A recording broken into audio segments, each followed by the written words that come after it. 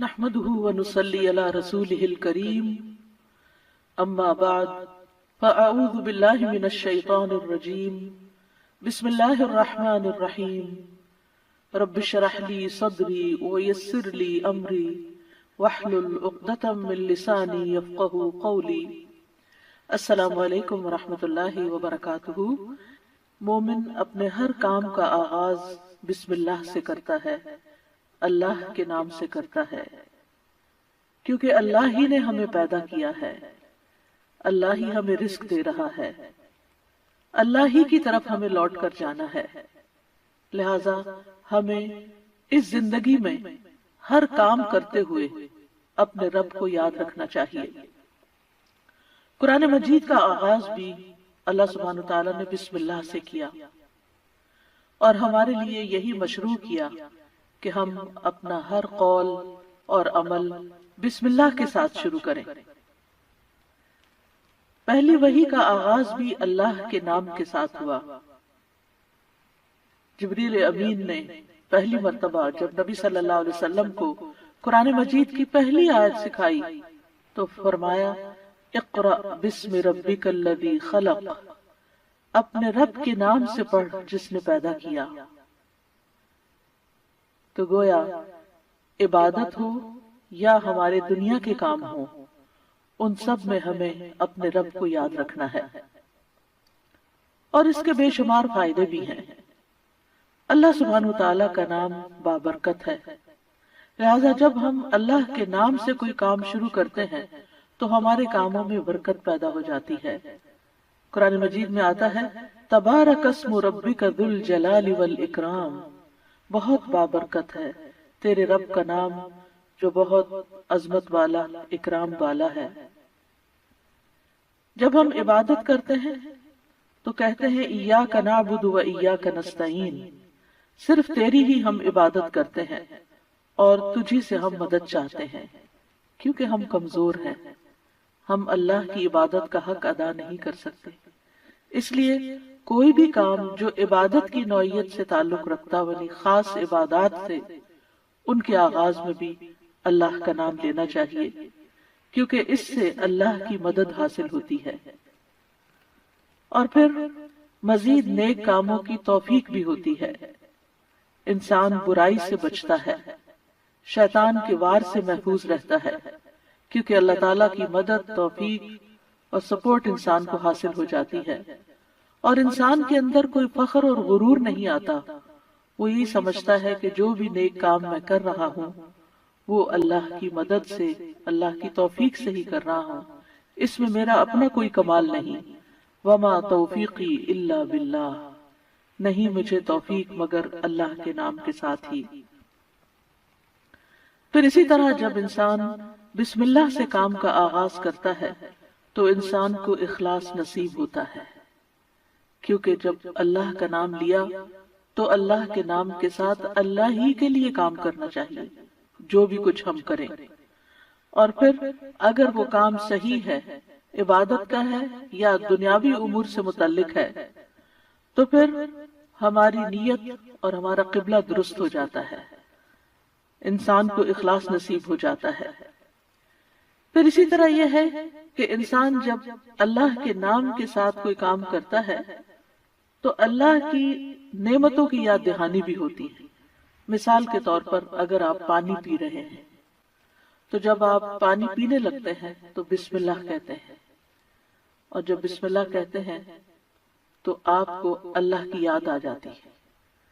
اور پھر ساتھ ہی وہ نعمت جو آپ استعمال کر رہے ہیں اس کے بارے میں غور و فکر بھی نصیب ہوتا ہے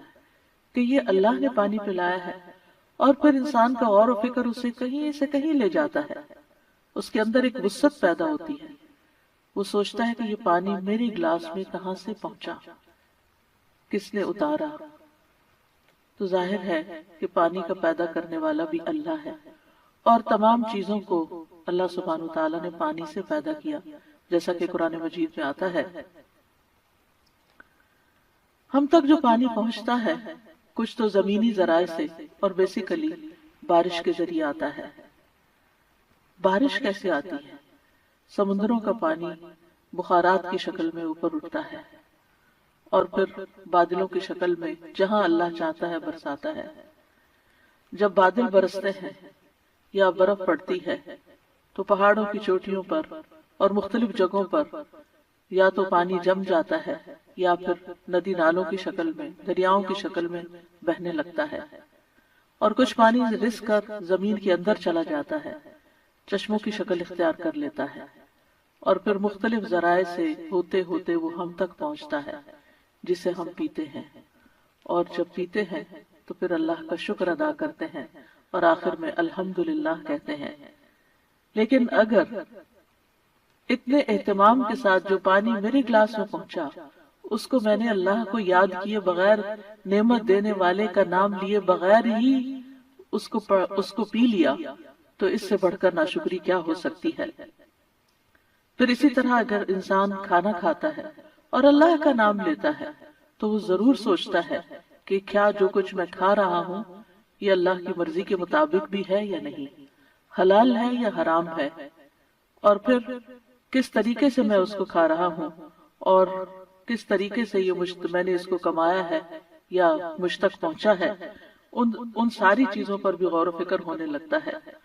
تو گویا بسم اللہ پڑھنا بار بار انسان کو اللہ کی یاد دلاتا ہے، اور اس طرح انسان اللہ کی اطاعت کی طرف مائل ہوتا ہے، اللہ کی دی ہوئی نعمتوں کو اللہ کی رضا میں استعمال کرتا ہے، اور اللہ کو یاد کرتے ہوئے اللہ کا قرب حاصل کر لیتا ہے۔ یعنی جب ہر کام کے شروع میں جب اٹھتے بیٹھتے چلتے پھرتے ہم اللہ کا نام لیتے ہیں تو اس طرح ہمیں اللہ سبحانہ وتعالی کا قرب نصیب ہوتا ہے، اور ہمارے دنیا کے کام بھی عبادت بن جاتے ہیں کیونکہ وہ اللہ کی مرضی کے مطابق اللہ کی رضا کے لیے ہوتے ہیں، اور اس طرح دنیا میں بھی کاموں کے اندر برکت پیدا ہوتی ہے، سہولت پیدا ہوتی ہے، اللہ کی مدد شامل حال ہوتی ہے، اور آخرت میں بھی یہ عمل فائدہ دیتا ہے، اور انسان کے اندر کوئی تکبر و غرور پیدا نہیں ہوتا، وہ سوچتا ہے کہ جو کچھ مجھے ملا ہے یہ اللہ کا فضل ہے۔ پھر ہم دیکھتے ہیں کہ انبیاء کا طریقہ بھی یہی رہا ہے۔ نوح علیہ السلام کے بارے میں آتا ہے کہ جب وہ کشتی پر سوار ہوئے تو انہوں نے دعا پڑھی، اس کا آغاز بھی بسم اللہ سے کیا، بسم اللہ مجریہا و مرساہا۔ اسی طرح سلیمان علیہ السلام نے ملکہ سبا کو جو خط لکھا اس کے آغاز میں بھی بسم اللہ لکھا۔ پھر اسی طرح ہم دیکھتے ہیں کہ نبی صلی اللہ علیہ وسلم متعدد مقامات پر بسم اللہ کی تعلیم دیتے ہیں، جس کے بارے میں آگے ہم متعدد احادیث میں دیکھیں گے کہ کس طرح آپ صلی اللہ علیہ وسلم کی زندگی کا ایک اہم حصہ تھا بسم اللہ پڑھنا، اور جس کام کا آغاز اچھا ہو جائے اس کا انجام بھی اچھا ہوتا ہے۔ قرآن مجید کا آغاز بھی بسم اللہ کے ساتھ ہو رہا ہے، اور بسم اللہ قرآن مجید کی ایک مستقل آیت ہے، یعنی یہ کہ سورۃ الفاتحہ یہ کسی اور سورت میں داخل نہیں ہے، ہر سورت کے شروع میں اسے الگ آیت کے طور پر لکھا گیا ہے، اور اس میں ہم دیکھتے ہیں کہ سورۃ التوبہ جو ہے اس سے پہلے بسم اللہ نہیں ہے، کیونکہ بسم اللہ سے امان حاصل ہوتی ہے، اور سورۃ التوبہ کے شروع میں امان سے یعنی کہ مشرکین کو امان سے نکالا جا رہا ہے، بری ذمہ کیا جا رہا ہے۔ تو بہرحال آغاز ہوتا ہے قرآن مجید کا بسم اللہ الرحمن الرحیم کے ساتھ، یعنی میں اللہ کی مدد طلب کرتے ہوئے اپنی قرات کو اللہ کے نام سے شروع کرتا ہوں، اور پھر اس میں اللہ سبحانہ تعالیٰ کے نام اللہ کے علاوہ دو صفات کا ذکر ہے، الرحمن ایسی ذات جس کی رحمت تمام مخلوق پر چھائی ہوئی ہے، اور الرحیم ایسی ذات جو مومنوں پر آخرت میں بھی رحم فرمائے گی۔ جہاں تک لفظ اللہ کا تعلق ہے تو اس کو اسم الجلالہ بھی کہتے ہیں۔ اللہ کی اصل الالہ ہے، اور لغت عرب میں الہ 4 معنوں پر بولا گیا ہے۔ نمبر 1 المعبود جس کی عبادت کی جائے، نمبر 2 الملجا جس کی پناہ لی جائے، نمبر 3 المفزوع الیہ گھبراہٹ میں جس سے مدد حاصل کی جائے، نمبر 4 المحبوب وہ محبوب جس کے ساتھ عظیم محبت ہو، اور اس کے بارے میں عقلیں حیران ہو جائیں۔ تو اللہ کا لفظ اللہ سبحانہ وتعالی کا اسم ذات ہے، یعنی ذاتی نام ہے، سب ناموں سے عظیم اور اعلیٰ ہے، اور یہ جلیل القدر نام اللہ سبحانہ وتعالی کے جتنے بھی باقی نام ہیں وہ سب اسی نام کی طرف لوٹتے ہیں، یعنی وہ اللہ ہی کے نام اور اللہ ہی کی صفات ہیں۔ اور اس کو امام غزالی کہتے ہیں کہ یہ اللہ تعالیٰ کے ناموں میں سے سب سے زیادہ عظیم نام ہے، کیونکہ یہ اس ذات الہی پر دلالت کرتا ہے جو تمام صفات الہیہ کو جمع کرنے والی ہے، یہاں تک کہ کوئی بھی صفت اس سے جدا اور علیحدہ نہیں ہو سکتی۔ یعنی اللہ تعالیٰ کے جتنے بھی باقی اچھے اچھے نام ہیں وہ سب اللہ ہی کے نام ہیں۔ وَلِلَّهِ الْأَسْمَاءُ الْحُسْنَى، کہ اللہ ہی کے لیے ہیں اچھے اچھے نام۔ سورۃ الاسراء میں آتا ہے قُلِ ادْعُوا اللَّهَ أَوِ ادْعُوا الرَّحْمَٰنَ أَيَّمَّا تَدْعُوا فَلَهُ الْأَسْمَاءُ الْحُسْنَى، کہہ دیجئے کہ اللہ کو پکارو یا رحمان کو پکارو، تم جس کو بھی پکارو گے سو بہترین نام اسی کے ہیں۔ اسی طرح سورۃ الحشر میں آتا ہے هو اللہ الخالق البارئ المصور لہ الاسماء الحسنى، وہ اللہ ہی ہے جو خاکہ بنانے والا ہے، گھڑنے ڈھالنے والا ہے، صورت بنا دینے والا ہے، سب اچھے اچھے نام اسی کے ہیں۔ اسی کی تسبیح کر رہی ہے ہر وہ چیز جو آسمانوں اور زمین میں ہے، وہی سب پر غالب کمال حکمت والا ہے۔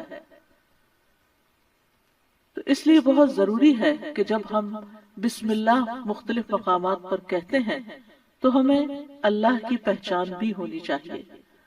اللہ سبحانہ وتعالیٰ کو پہچاننا بھی ضروری ہے، اور اس کی پہچان اس کی نشانیوں کے ساتھ بھی ہوتی ہے جو کائنات میں پھیلی ہوئی ہیں، اس کی پہچان اس کی کتاب کے ذریعے بھی ہوتی ہے، اور اس کی پہچان نبی صلی اللہ علیہ وسلم نے بھی کروائی ہے۔ لہٰذا اگر ہم اللہ تعالیٰ کو پہچانیں گے تو ہم صحیح طور پر پورے شعور کے ساتھ بسم اللہ ادا کریں گے۔ بلحجیم قبیلے کے ایک آدمی سے روایت ہے، وہ کہتے ہیں کہ میں نے پوچھا اللہ کے رسول آپ کن چیزوں کی دعوت دیتے ہیں؟ نبی صلی اللہ علیہ وسلم نے فرمایا میں اس اللہ کی طرف دعوت دیتا ہوں جو یکتا ہے۔ قال ادعو الی اللہ وحدہ،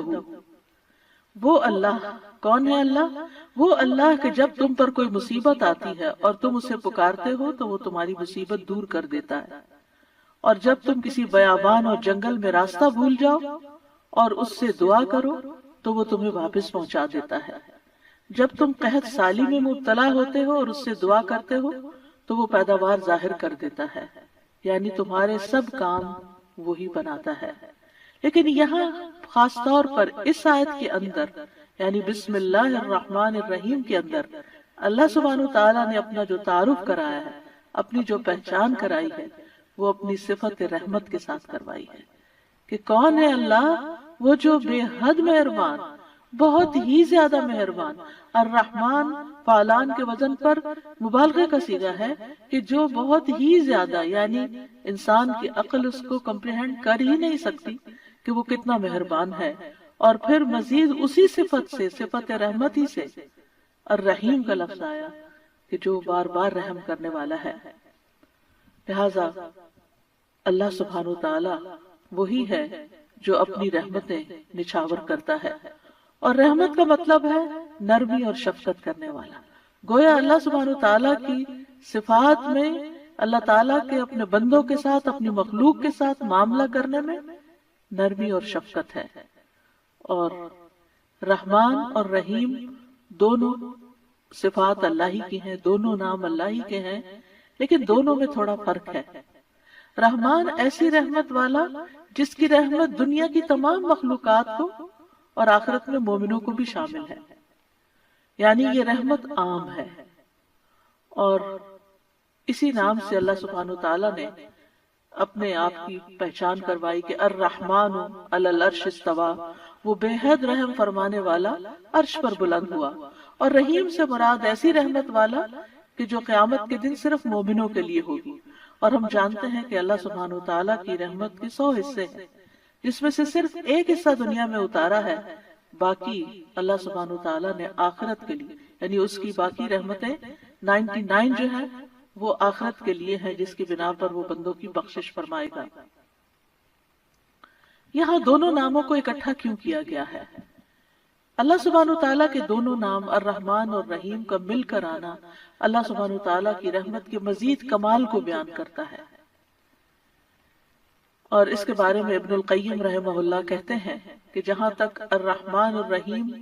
دونوں ناموں کو جمع کرنے کا تعلق ہے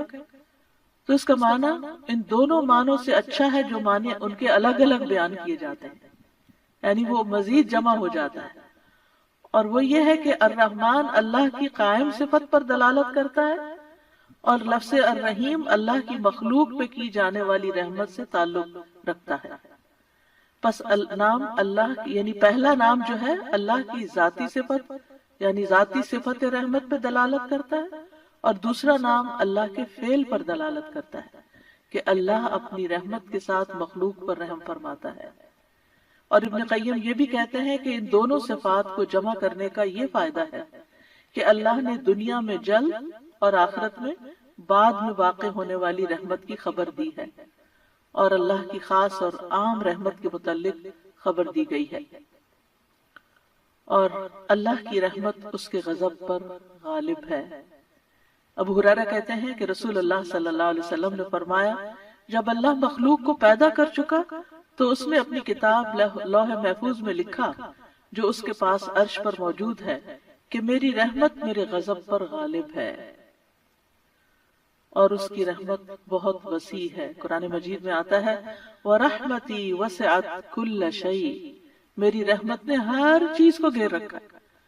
کوئی اس کو مانتا ہے یا نہیں مانتا، اس کی عبادت کرتا ہے یا نہیں کرتا، تو ہم جتنے بھی دنیا میں لوگ چل پھر رہے ہیں سخت نافرمانیاں کرتے ہیں، لیکن اس کے باوجود وہ ہمیں جینے کی مہلت دیتا ہے، رزق دیتا ہے، ہمارے کام سنوارتا ہے، ہمیں مشکلات سے بچاتا ہے۔ تو اللہ کے یہ دونوں نام جو ہیں یہ انسان کو اگر ان کی پہچان ہو جائے تو ہر غم اور پریشانی اس کی دور ہو جائے، کیونکہ ہر تکلیف میں ہر مشکل میں اگر انسان یہ یاد کر لے کہ میرا رب بڑا ہی مہربان ہے، بڑی ہی رحمت فرمانے والا ہے، تو انسان کی پریشانی دور ہو جائے کہ وہ ہے کوئی جو میری مشکل آسان کر سکتا ہے، اور وہ اپنی رحمت فرمائے گا اور ضرور کر دے گا۔ تو ہمیں ہر کام سے پہلے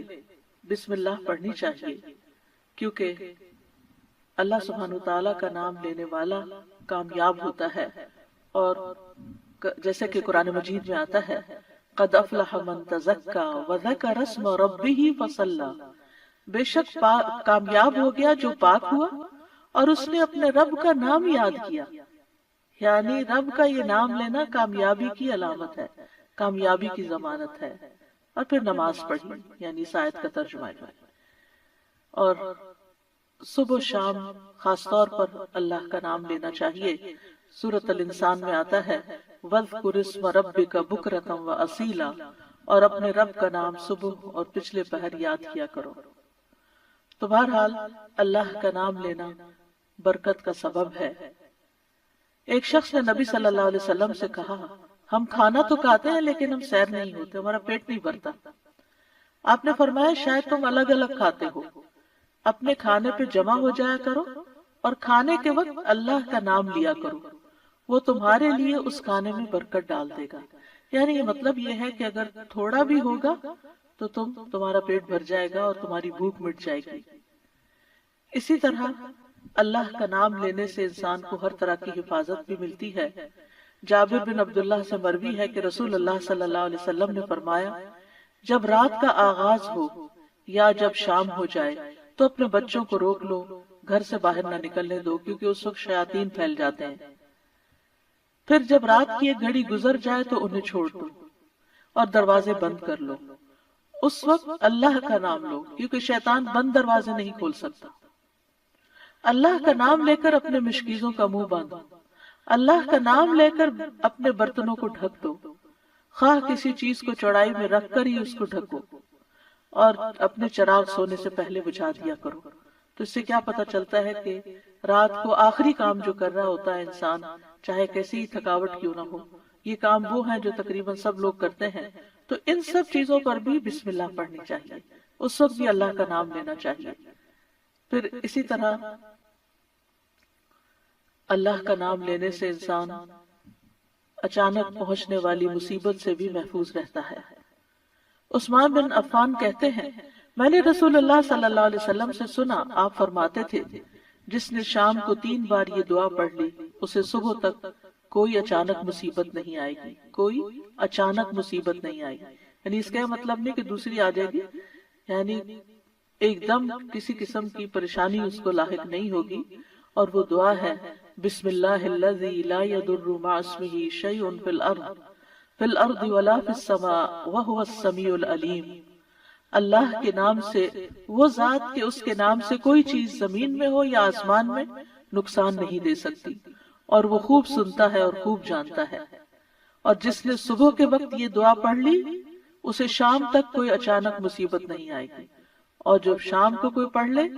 تو صبح کے وقت صبح تک اس کو پریشانی نہیں ہوگی۔ اسی طرح اگر انسان بسم اللہ نہیں پڑھتا تو یاد رکھیے کہ بسم اللہ نہ پڑھنے کا نقصان یہ ہے، ابن عباس کہتے ہیں کہ ابلیس نے اللہ تعالیٰ سے کہا کہ تو نے اپنی ساری مخلوق کا رزق واضح کر دیا، میرا رزق کس میں ہے؟ تو اللہ تعالیٰ نے فرمایا ہر اس چیز میں جس پر میرا نام نہ لیا جائے۔ تو گویا جس چیز پر ہم اللہ کا نام نہیں لیتے وہ رزق پھر شیطان کے حصے میں چلا جاتا ہے، گویا ہم اپنے دشمن ہی کو فیڈ کرتے ہیں۔ قیامت کے دن بھی اللہ کے نام سے وزنی کوئی چیز نہ ہوگی۔ پھر اسی طرح اللہ کا نام لینے سے، یعنی اس دعا کے پڑھنے کے مواقع کون کون سے ہیں؟ نمبر 1، ہر کام شروع کرنے سے پہلے، تاکہ اس میں برکت اور مدد حاصل ہو، اس کے اندر قبولیت ہو، ہمیں اخلاص نصیب ہو۔ پھر خاص طور پر کھانا کھانے سے پہلے حضرت عائشہ کہتی ہیں کہ رسول اللہ صلی اللہ علیہ وسلم نے فرمایا جب تم میں سے کوئی کھانا کھانے لگے تو چاہیے کہ اللہ تعالیٰ کا نام لے، پھر اگر شروع میں اللہ تعالیٰ کا نام لینا بھول جائے تو چاہیے کہ یوں کہے بسم اللہ اولہ و آخرہ، اللہ کے نام سے اس کھانے کے شروع میں اور آخر میں بھی۔ پھر اسی طرح لباس اتارتے وقت بسم اللہ پڑھنی چاہیے۔ انس رضی اللہ عنہ سے روایت ہے کہ نبی صلی اللہ علیہ وسلم نے فرمایا جنوں کی آنکھوں اور بنی آدم کی شرمگاہوں کا پردہ یہ ہے کہ جب ان میں سے کوئی اپنے کپڑے اتارے تو بسم اللہ پڑھ لے، یعنی اتارنے سے پہلے پڑھ لے، تو جن اور شیاطین کی نظر نہیں لگتی۔ اسی طرح جب آپ بچوں کو کپڑے تبدیل کروا رہے ہوں تو اس وقت بھی بسم اللہ پڑھ لیں۔ اسی طرح بیت الخلاء جاتے وقت یعنی اندر پاؤں رکھنے سے پہلے بسم اللہ پڑھ کے دروازہ کھولیں۔ حضرت علی رضی اللہ عنہ روایت کرتے ہیں، کہتے ہیں کہ رسول اللہ صلی اللہ علیہ وسلم نے فرمایا جنوں کی آنکھوں اور بنی آدم کی شرمگاہوں کا پردہ یہ ہے کہ جب ان میں سے کوئی بیت الخلاء جائے تو بسم اللہ پڑھ لے، یعنی وہاں بھی وہ یعنی کیونکہ جب انسان ننگا ہوتا ہے تو فرشتے اس حفاظت کے فرشتے اسے دور چلے جاتے ہیں، تو اس وقت حفاظت پھر کس سے حاصل ہوگی؟ جب آپ واش روم میں جانے سے پہلے بسم اللہ پڑھ کے پھر داخل ہوں گے۔ اسی طرح وضو سے پہلے ابو ہریرہ کہتے ہیں کہ رسول اللہ صلی اللہ علیہ وسلم نے فرمایا لا صلاۃ لمن لا وضوء لہ ولا وضوء لمن لم یذکر اسم اللہ تعالی علیہ، کہ جس کا وضو نہیں اس کی نماز نہیں، اور جو شخص وضو کے شروع میں اللہ تعالیٰ کا نام نہ لے اس کا وضو نہیں۔ اب یہاں پر بعض لوگوں کو یہ پریشانی ہوتی ہے کہ ہم واش روم میں کھڑے ہوتے ہیں، وہیں سنک ہے، وہیں کموڈ ہے، تو پھر ہم بسم اللہ کس طرح پڑھیں؟ اس کے ایک تو یہ ہے کہ جب آپ وضو کی نیت سے جا رہے ہیں تو اندر داخل ہونے سے پہلے ہی پڑھ لیں اور جا کے ٹیپ کھول لیں اور اپنا وضو شروع کر دیں۔ دوسرا یہ ہے کہ آپ دل میں پڑھ لیں، لیکن اگر کوئی بھول گیا ہے تو جس وقت یاد آئے یعنی وضو کے دوران اس وقت بھی پڑھ سکتا ہے۔ پھر اسی طرح اگر اس نے بالکل ہی پڑھنا ہی بھول گیا تو اس کا کیا مطلب وضو ہوا ہی نہیں سرے سے، یا پھر یہ کہ اس کی نماز اگر وضو نہیں ہوا تو کیا نماز ہی نہیں ہوئی؟ نہیں، اس کا مطلب یہ ہے کہ اس کا وضو کامل نہیں ہوا۔ یہاں علماء نے اس کا مطلب یہ کیا ہے کہ اس کے وضو میں نقص رہ گیا، وضو ہو جائے گا، نماز ہو جائے گی، لیکن وہ جو برکت حاصل ہونی تھی یا زیادہ ثواب ملنا تھا اس سے انسان محروم ہو جاتا ہے۔ پھر اسی طرح یہ ہے کہ قرآن مجید کی قرأت سے پہلے بسم اللہ پڑھنی چاہیے۔ قتادہ سے روایت ہے، وہ کہتے ہیں کہ انس رضی اللہ عنہ سے سوال کیا گیا کہ نبی صلی اللہ علیہ وسلم کی قرأت کیسی تھی، تو انہوں نے بیان کیا کہ آپ صلی اللہ علیہ وسلم کھینچ کر پڑھتے تھے۔ پھر آپ نے بسم اللہ الرحمن الرحیم کو پڑھا، یعنی بسم اللہ الرحمن الرحیم، یعنی مد کے ساتھ پڑھتے تھے، الرحمن کو اور رحیم کو بھی کھینچ کر تلاوت کرتے تھے۔ پھر اسی طرح کھانا کھانے سے پہلے بھی عمر بن ابی سلمہ رضی اللہ عنہ کہتے ہیں، میں بچہ تھا اور رسول اللہ صلی اللہ علیہ وسلم کی پرورش میں تھا۔ عمر بن ابی سلمہ جو ہیں یہ ابو سلمہ رضی اللہ عنہ کے بیٹے ہیں، ام سلمہ کے بھی بیٹے ہیں۔ ام سلمہ کی جب شادی ہوئی تو یہ نبی صلی اللہ علیہ وسلم کے گھر میں بچے آ گئے، یعنی آپ کے ربیب تھے اور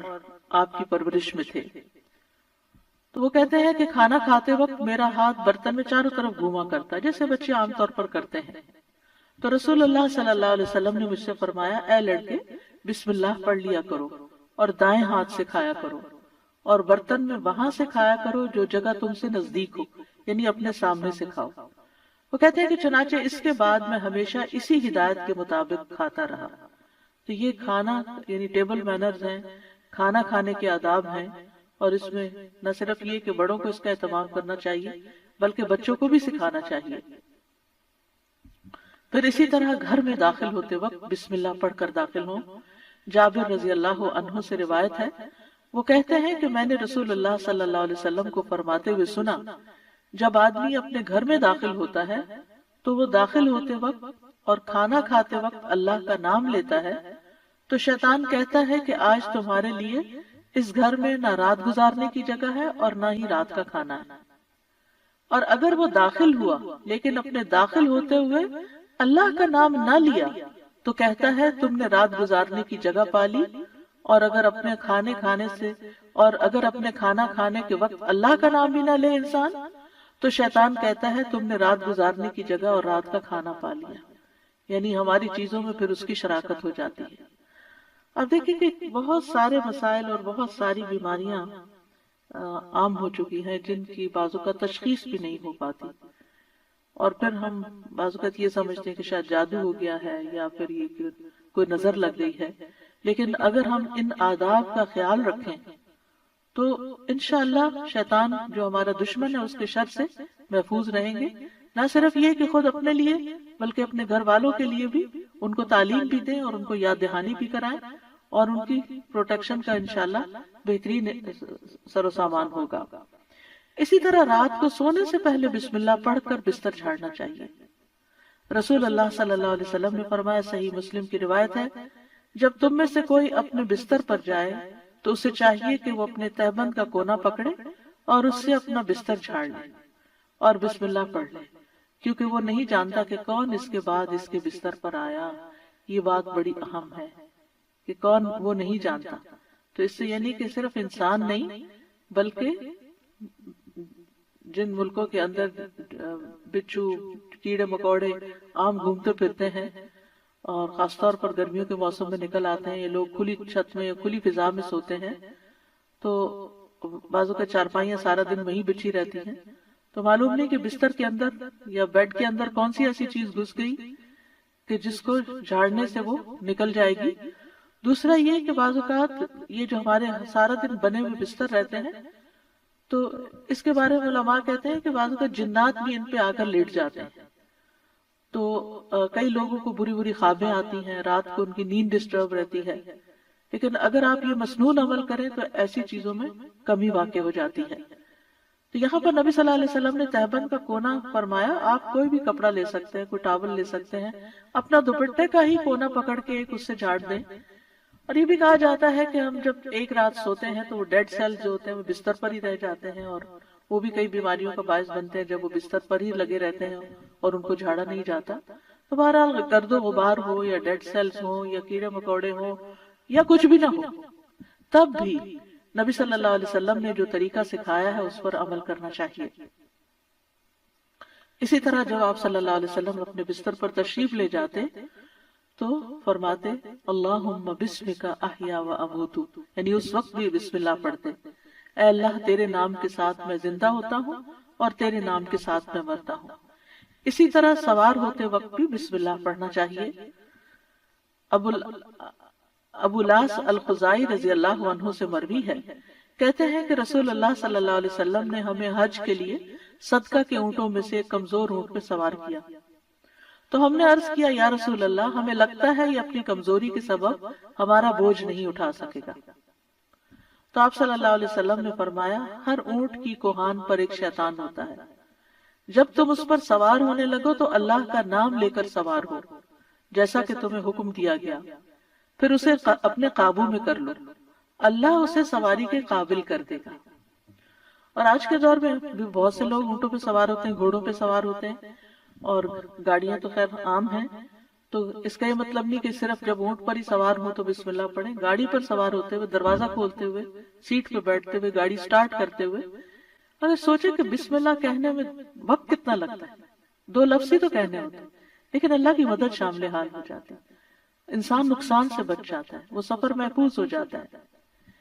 اسی طرح تکلیف کے وقت بھی بسم اللہ کہنا چاہیے۔ جابر رضی اللہ عنہ کہتے ہیں جب غزوہ احد میں طلحہ رضی اللہ عنہ کی انگلی کٹ گئی تو انہوں نے کہا، یعنی سی جیسے ہم تکلیف یا درد کے وقت کرتے ہیں، تو رسول اللہ صلی اللہ علیہ وسلم نے فرمایا اگر تم بسم اللہ کہتے تو فرشتے تمہیں اٹھا لیتے، اس حال میں کہ لوگ تمہیں دیکھ رہے ہوتے۔ اسی طرح اگر کسی جگہ پر درد ہو رہی ہو تو بسم اللہ سے اللہ کا نام لے کر دم کرنا چاہیے۔ صحیح مسلم میں آتا ہے عثمان بن ابو العاص ثقفی رضی اللہ عنہ سے روایت ہے کہ انہوں نے رسول اللہ صلی اللہ علیہ وسلم سے درد کی شکایت کی جسے وہ اپنے جسم میں محسوس کیا کرتے تھے جب سے وہ مسلمان ہوئے، تو رسول اللہ صلی اللہ علیہ وسلم نے ان سے فرمایا اپنا ہاتھ اس جگہ رکھو جہاں تم اپنے جسم سے درد محسوس کرتے ہو اور 3 بار بسم اللہ کہو۔ یعنی اس حدیث سے یہ پتہ چلتا ہے کہ جہاں شدت زیادہ ہو تکلیف وغیرہ کی وہاں بسم اللہ کو ریپیٹ بھی کیا جا سکتا ہے۔ 3 مرتبہ بسم اللہ کہو اور 7 مرتبہ یہ پڑھو اعوذ باللہ وقدرتہ من شر ما اجد واحاذر، میں اللہ کی ذات اور اس کی قدرت سے ہر اس چیز سے پناہ مانگتا ہوں جسے میں محسوس کرتا ہوں اور جسے میں خوف کرتا ہوں۔ تو آپ خود بھی اور بچوں کو بھی یہ دعا سکھا دیں، کہیں چوٹ لگ جائے، کہیں درد ہو رہا ہو، اور بعض اوقات ایسے لا علاج مرض ہوتے ہیں کہ تکلیف ہوتی ہے لیکن ڈائگنوز نہیں ہوتی، تو اللہ کے نام سے انسان مدد حاصل کرتا رہے اللہ کی، تو ایسی تکلیفیں دور ہو جاتی ہیں۔ اور پورے یقین کے ساتھ یہ کرنا چاہیے، اور وہ تمام چیزیں جو نبی صلی اللہ علیہ وسلم نے سکھائی وہ سنت زندہ بھی کرنی چاہیے، اور یہ یقین رکھتے ہوئے کہ یہ سب کچھ وحی کے ذریعے آپ کو بتایا گیا تھا، یعنی آپ نے اپنی خواہش نفس سے یہ باتیں نہیں سکھائیں یا کوئی تیر تکے سے نہیں بتائیں، بلکہ آپ کو سکھائی گئی تھی۔ اسی طرح ہم دیکھتے ہیں کہ جب آپ بیمار ہوئے تو جبریل علیہ السلام آپ کی خدمت میں تشریف لائے اور فرمایا اے محمد آپ بیمار ہو گئے ہیں؟ آپ صلی اللہ علیہ وسلم نے فرمایا ہاں۔ جبریل علیہ السلام نے فرمایا بسم اللہ ارقیک من کل شیء یؤذیک من شر کل نفس او عین او حاسد اللہ یشفیک بسم اللہ ارقیک، اور یوں بھی روایت میں آتا ہے او عین حاسد اللہ یشفیک بسم اللہ ارقیک، میں آپ کو اللہ کے نام سے دم کرتا ہوں، آپ کو تکلیف دینے والی ہر چیز سے، ہر جان یا ہر آنکھ یا حاسد کے شر سے اللہ آپ کو شفا دے، میں آپ کو اللہ کے نام سے دم کرتا ہوں۔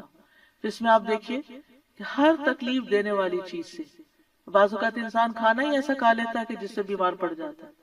یا کوئی ایسا خواب دیکھ لیتا ہے کہ جس کو پریشان کرتا ہے، سٹریس میں ڈال دیتا ہے اور اس سے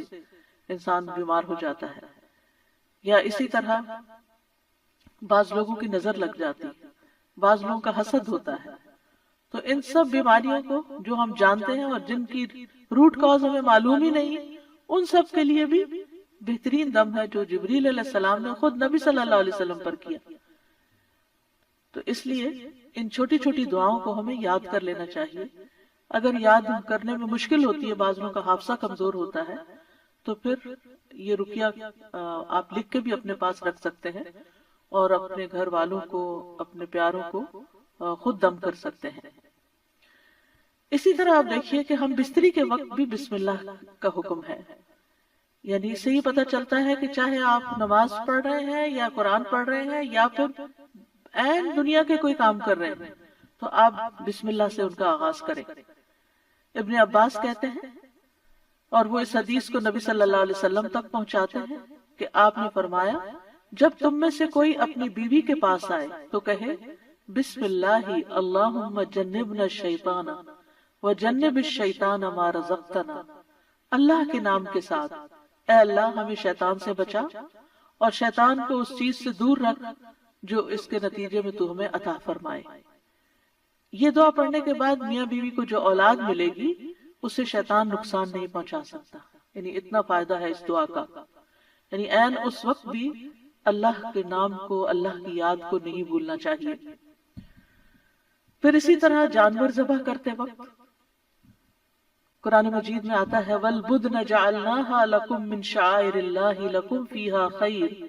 فَاذْكُرُوا اسْمَ اللَّهِ عَلَيْهَا صَوَافَّ، اور قربانی کے بڑے جانور ہم نے انہیں تمہارے لیے اللہ کی نشانیوں سے بنایا، یعنی اللہ کی نشانیاں ہیں، تمہارے لیے ان میں بڑی خیر ہے، سو ان پر اللہ کا نام لو، اس حال میں کہ گھٹنا بندھے کھڑے ہوں، یعنی اونٹوں پر۔ اس کا مطلب نہیں کہ صرف اونٹوں پر، بلکہ آپ صلی اللہ علیہ وسلم نے ایک مرتبہ سینگوں والے مینڈوں کی قربانی دی تو آپ اپنے ہاتھ سے انہیں ذبح کر رہے تھے، اور صحابی کہتے ہیں کہ حضرت انس، میں نے دیکھا آپ نے ان کے رخسار پر قدم رکھا ہوا تھا، آپ نے بسم اللہ پڑھی اور تکبیر کہی، بسم اللہ اللہ اکبر۔ اسی طرح خط کے آغاز میں میت کو دفناتے وقت ابن عمر رضی اللہ عنہ سے مروی ہے کہ نبی صلی اللہ علیہ وسلم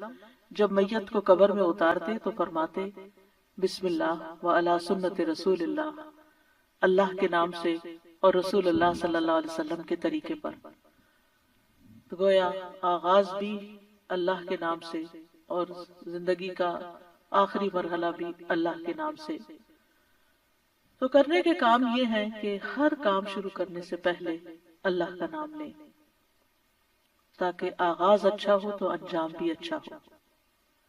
شروع میں لینا بھول جائیں تو جب یاد آئے تو بسم اللہ پڑھ لیں۔ مثلاً بعض اوقات ہم بہت مصروف ہوتے ہیں یا بہت شدید بھوک لگی ہوتی ہے تو ایک دم ہم کھانے پہ جیسے ٹوٹ پڑتے ہیں اور بسم اللہ نہیں پڑھتے، حالانکہ جب کھانا لگ جاتا ہے تو گھر کا بڑا جو ہے وہ کہتا ہے بسم اللہ، یعنی شروع کیجیے۔ تو یہ جو لفظ بسم اللہ ہے، بسم اللہ الرحمن الرحیم، اس میں صرف یعنی کہ یہ جار مجرور ہے، اور اس میں یا تو فعل محذوف ہے یا پھر اسم محفوظ ہے، محذوف ہے۔ محذوف کا مطلب ہے کہ وہ حذف کیا گیا ہے، موجود نہیں۔ کیوں؟ اس لیے کہ وہ انڈرسٹوڈ ہے کہ جب ہم کوئی کام کریں گے تو ہماری نیت میں وہ چیز ہوگی کہ اللہ کے نام سے میں پانی پیتا ہوں، اللہ کے نام سے میں کھانا کھاتا ہوں، اللہ کے نام سے میں سونے لگا ہوں، اللہ کے نام سے میں گھر سے نکلنے لگا ہوں۔ گھر سے نکلنے کے وقت کی دعا بھی بسم اللہ توکلت علی اللہ۔ تو ہمیں اپنی ساری زندگی کا جائزہ لینا ہے کہ ہم کہاں کہاں بسم اللہ پڑھتے ہیں۔ آپ دیکھیے کہ اسلامک کلچر میں تو ہر موقع پر، یعنی جب کوئی کام نہیں کہا جاتا، آپ کے بھی دل میں ہوتا دوسرے کے بھی، تو آپ صرف بسم اللہ کہہ کے اس کو سمجھا دیتے۔ مثلا آپ کے گھر کی بیل بجتی، آپ دروازہ کھولتے ہیں، آپ کا کوئی دوست کھڑا ہوتا ہے تو آپ کہتے ہیں بسم اللہ، یعنی اس کا یہ مطلب آپ یہ نہیں کہتے اندر داخل ہو جاؤ، یہ نہیں بولتے، آپ کہتے بسم اللہ۔ آپ آتے ہیں تو آپ اس کو بٹھاتے ہیں، وہ آپ کے لیے کوئی گفٹ لایا ہوتا ہے تو آپ کو کہتے بسم اللہ، یہ آپ کے لیے ہے، یعنی پورا جملہ بھی نہیں بولتے، صرف بسم اللہ۔ پھر اسے آپ اس کو کھانے پہ بٹھاتے ہیں، کھانا پیش کرتے ہیں تو کہتے ہیں بسم اللہ۔ ہاتھ دھلانے کے لیے جاتے ہیں تو کہتے ہیں بسم اللہ۔ یعنی بسم اللہ ہمارے یعنی ایسے لفظ ہیں کہ جو ہماری ساری ما فی الضمیر کو بیان کر دیتے ہیں، اور کہنے والا بھی جانتا ہے کہ وہ اللہ کا نام کیوں لے رہا ہے، اور سننے والا بھی سن رہا ہوتا ہے کہ وہ اللہ کا نام کیوں لیا جا رہا ہے یہاں۔ تو اس لیے ہر کام شروع کرنے سے پہلے یعنی اپنا اس میں ایکشن جو ہے وہ ہڈن ہے، وہ دل میں ہے آپ کے، لیکن بس اللہ کا نام لینا برکت کا باعث ہوگا۔ تو اللہ کے نام کی برکتیں حاصل کریں، حسرتوں سے بچیں، اٹھتے بیٹھتے، یعنی آپ بیٹھنے لگے ہیں کہیں تو بسم اللہ پڑھ کے بیٹھ جائیں، وہاں سے اٹھنے لگے ہیں تو بسم اللہ پڑھ لیں، اپنی یہ عادت بنا لیں۔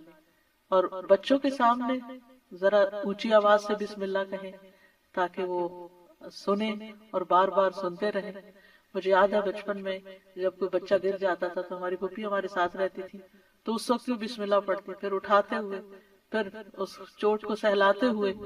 یعنی ہر دوسرے کام میں بسم اللہ بسم اللہ، بچوں کو دودھ پلاتے ہوئے، بچوں کو اٹھاتے ہوئے، ان کو چینج کرتے ہوئے۔ تو یہ یعنی بسم اللہ ہماری گھٹی میں پڑ جانی چاہیے کہ ہم کوئی کام اللہ کی یاد کے بغیر نہ کریں۔ جس سے انسان کو محبت ہوتی ہے وہ اس کے دل میں رہتا ہے اور اس کو ہمیشہ وہ یاد کرتا رہتا ہے۔ تو جو لوگ اللہ سے محبت کرتے ہیں، اور اللہ کا لفظ کا تو معنی ہی کیا ہے، ایک معنی یعنی مألوہ، یعنی جس سے شدید محبت کی جاتی ہے، جیسے اردو میں لفظ والہانہ کہتے ہیں آپ، والہانہ جس سے محبت کی جاتی ہے۔ تو اگر ہم اس کو اپنا اللہ سمجھتے ہیں، محبوب سمجھتے ہیں،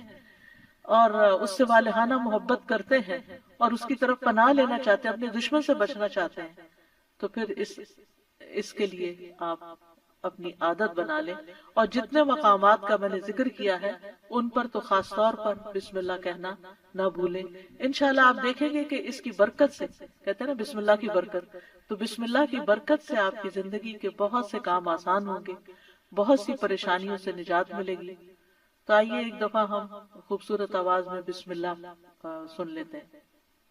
بسم اللہ الرحمن الرحیم، بسم اللہ الرحمن الرحیم،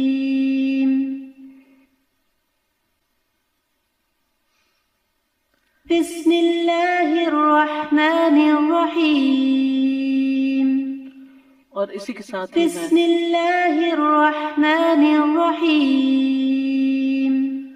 اس کے ساتھ ہی میں آپ سے اجازت لیتی ہوں۔ انشاءاللہ اب دورہ قرآن کا وقت ہو گیا ہے۔ جو لوگ الہدیٰ لائیو پر ہیں وہ فیس بک پر یا زوم پر چلے جائیں، اور انشاءاللہ فیس بک اور یوٹیوب اور